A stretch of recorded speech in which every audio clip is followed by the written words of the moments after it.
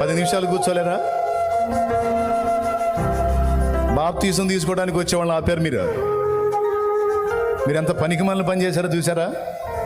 మీ వెనకున్నవాళ్ళు బాప్తీసానికి వచ్చేవాళ్ళు ఉన్నారు, వాళ్ళని ఆపారు మీరు. ఇన్ని కష్టాలు దేనికి? ఇన్ని బాధలు దేనికి? నశించిపోతున్న ఆత్మను రక్షించడానికి కదా ఈ కూటాలు. దేవుని సన్నిధిలో ఒక రోషం, ఒక నీతి, ఒక భారం ఉండాలి. ఎన్ని జీవితాల్లో కదలిక దేవుడు తీసుకొచ్చాడు, ఎన్ని హృదయాల్లో భారం తీసుకొచ్చాడు, ఎంత మందిని తీసుకొచ్చాడో చూడు. దేవుని కృతజ్ఞతలు చెల్లించి మహిమపరిచా వచ్చే వాళ్ళకి దారి ఇవ్వాలి. కానీ పొగ కోసం లేచి పరిగెత్తాడు నా పేరు పోబచ్చి. రండి రండి రండి, త్వరగా రండి, రక్షణకు సిద్ధపడి వచ్చేయండి. భారం లేని జీవితాలు ఎట్లయితే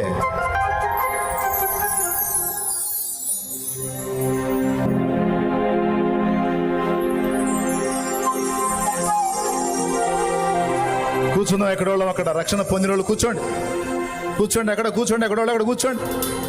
సంతలో తిరిగినట్టు తిరగొద్దు. నేను ఆమేనని చెప్పినప్పుడు కదా మీరు కదలాల్సింది.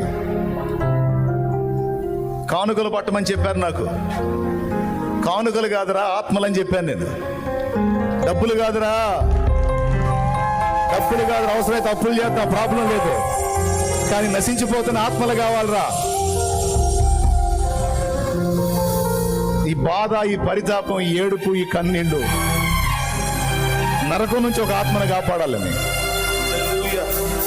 నిత్యం మండే నరకం నుంచి ఒక ఆత్మను తప్పించాలని.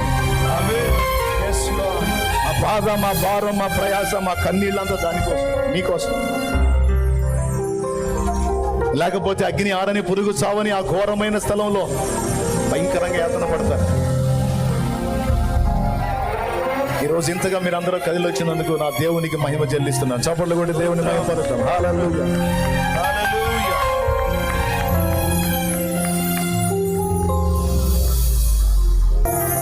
మీ దేవుడు ఎవరో అందరూ కలిసి ఒక్కసారి చెప్పండి. ఎవరు మీ దేవుడు? ఇంకోసారి చెప్పు. ఏం చేశాడు మీకోసం? ప్రాణం పెట్టి అంతే ఉన్నాడు, మళ్ళా లేచాడా? ఎన్నో రోజు మారు మనసు పొందారా? ఇక మళ్ళా లోకంలోకి వెళ్ళేది లేదుగా. ఇక మీ జీవితాలు ఎవరికి అంకితం? ఎవరికి? రైట్. నీ మారిన జీవితం చూసి అనేక మంది జీవితాలు మారాలి. మారుస్తాడు నా దేవుడు. నిన్ను చూసి అనేక మంది మారేటట్టు నిన్ను వెలుగుగా నియమిస్తాడు నా దేవుడు.